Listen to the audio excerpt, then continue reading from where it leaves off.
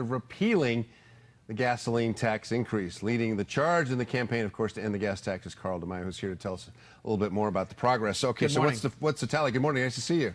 Doing well. We didn't think that we were going to get as big of a response. We thought it was going to be steady.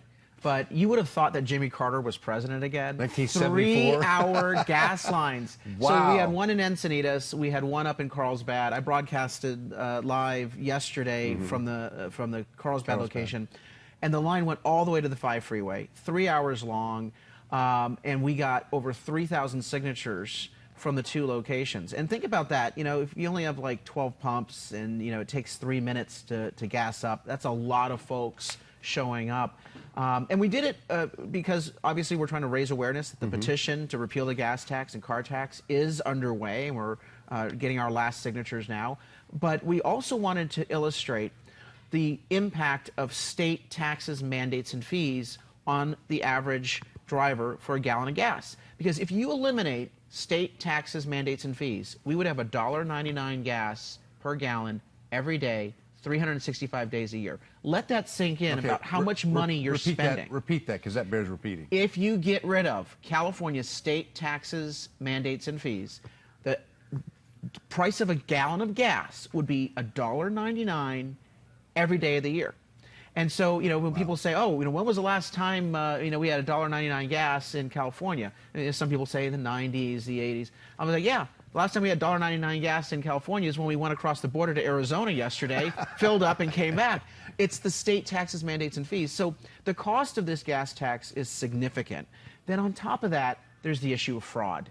Politicians saying that they're going to fix our roads, but then they divert the money to everything but the roads. They don't want to fix our roads. They don't even believe in cars, for goodness sakes. They think it's all about climate change and you ought to be, you know, riding transit or biking to work. Nothing wrong with transit or bikes. No. But the gas tax should be about building our roads, our freeways, our infrastructure for our cars. And this gas tax hits everybody. It doesn't discriminate. No, it hits everyone. We did an analysis of what it would cost a typical family of 4. And, you know, no exotic cars here. We had a Subaru and a Jeep as their cars. They fill up once a week. Total of $780 plus per year increase in cost of living for a typical family of 4.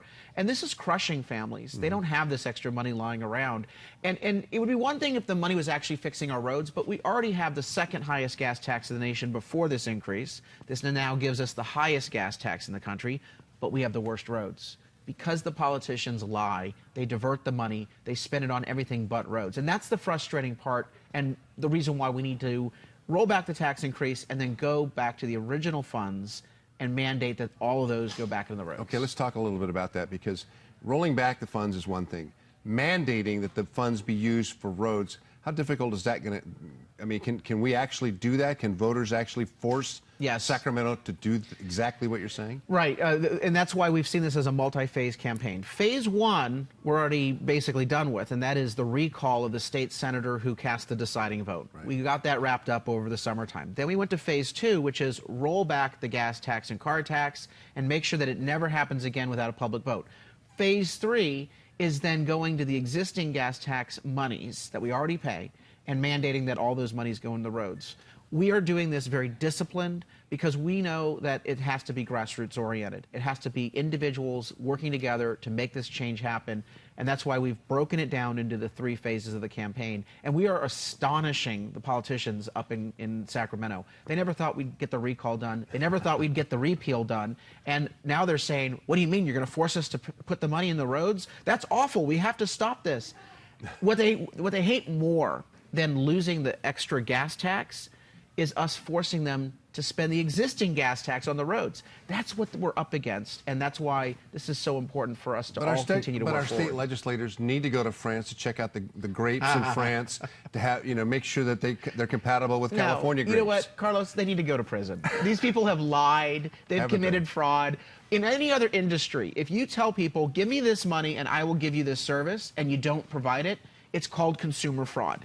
In government, it's another day at the office. And so the only way that we're going to get results is if we cut off the money supply and then go back and claw back the money to put it back in the roads. It seems that the message is working because those lines yesterday indicate that people are no longer apathetic about this. No, they're engaged and they're angry. And these are not just Republicans. These are Democrats, independents.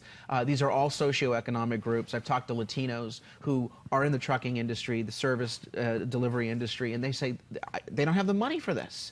And they're struggling. They're trying to make ends meet. So everyone understands the impact of this. The only folks that are fooled are the folks saying, well, I like to get my potholes filled. So do I. But it ain't happening. These people are literally stealing the money, and there's a better way for us to do it if we work together.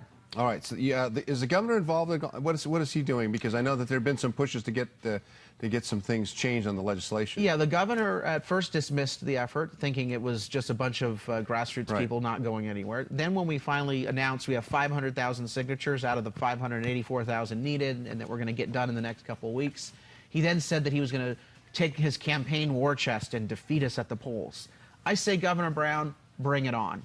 You've lied. You've broken the trust. You said you never raised taxes without a public vote. What we're doing is giving people the public vote, and I think the voters ultimately will reject it. Again, yesterday we got 3,000 signatures just in 3 hours with the and quickly the deadline. Gap. Well, our new deadline is February 28th. We keep extending the deadline because we say, look, get all your signatures in by this date.